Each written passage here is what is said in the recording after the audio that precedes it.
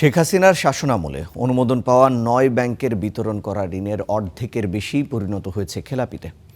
যদিও ব্যাংক খাতে প্রতিযোগিতা বাড়ানো এবং আর্থিক অন্তর্ভুক্তির যুক্তি তুলে ধরে এসব ব্যাংকের অনুমোদন দেওয়া হয়েছিল, সম্প্রতি বাংলাদেশ ব্যাংক প্রকাশিত এক প্রতিবেদনে এসব তথ্য উঠে এসেছে, যেখানে দেখা যায় জানুয়ারি মার্চ এই ৩ মাসে কোটি টাকার বেশি জমা আছে এমন অ্যাকাউন্টের সংখ্যা বেড়েছে ২,০০০-এরও বেশি।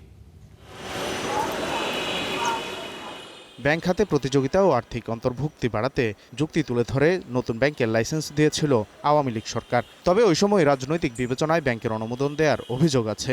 ফলাফল হিসেবে এসব ব্যাংক মালিকরা ঋণের নামে নানা অনিয়মে জড়িয়ে পড়েন। এবার কেন্দ্রীয় ব্যাংকের প্রতিবেদনে উঠে এসেছে, হাসিনা সরকারের সময় অনুমোদন পাওয়া চতুর্থ প্রজন্মের ৯টি ব্যাংকের বিতরণ করা ঋণের ৫২% পরিণত হয়েছে খেলাপিতে। আর চলতি বছরের মার্চ পর্যন্ত শরিয়াধারার ব্যাংকগুলোতে খেলাপির হার ৫৮.৪%। খাত বিশ্লেষকরা বলছেন, চতুর্থ প্রজন্মের ব্যাংকের লাইসেন্স দেওয়া হয়েছে জনগণের পকেট কাটার উদ্দেশ্যেই।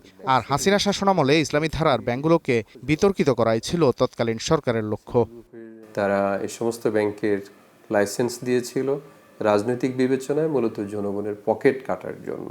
তাদের উদ্দেশ্য ছিল এই প্রতিষ্ঠানগুলোকে সচল না রেখে অচল করে দেওয়া এবং বাংলাদেশে ব্যাংকিং সিস্টেমে বিশেষ করে ইসলামী ব্যাংকিং যাতে প্রশ্নবিদ্ধ একটা পরিস্থিতির মুখোমুখি হয়, সেরকম একটা পরিবেশ কিন্তু আসলে তারা তৈরি করতে চেয়েছিল। কেন্দ্রীয় ব্যাংকের প্রতিবেদন বলছে, মার্চ পর্যন্ত বাণিজ্য খাতে খেলাপি ঋণের হার ৪৪%, শিল্প ও কৃষি খাতে এই হার যথাক্রমে ৩২ ও ৩০%। সবচেয়ে বেশি খেলাপি ১০০ কোটি টাকা ঋণ গ্রহীতারা। এগুলো আদায়ে কঠোর হচ্ছে বাংলাদেশ ব্যাংক।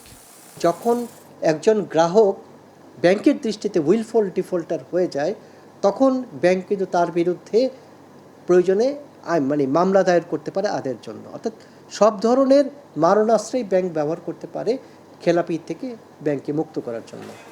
এদিকে ৩ মাসের ব্যবধানে দেশে কোটি টাকা বা তার বেশি জমা আছে এমন ব্যাংক অ্যাকাউন্ট সংখ্যা বেড়েছে ২,২০৯টি। এসব অ্যাকাউন্টে জমা আছে ৯১,০০০ কোটি টাকার আমানত। Walid Sakib, Star News, Dhaka.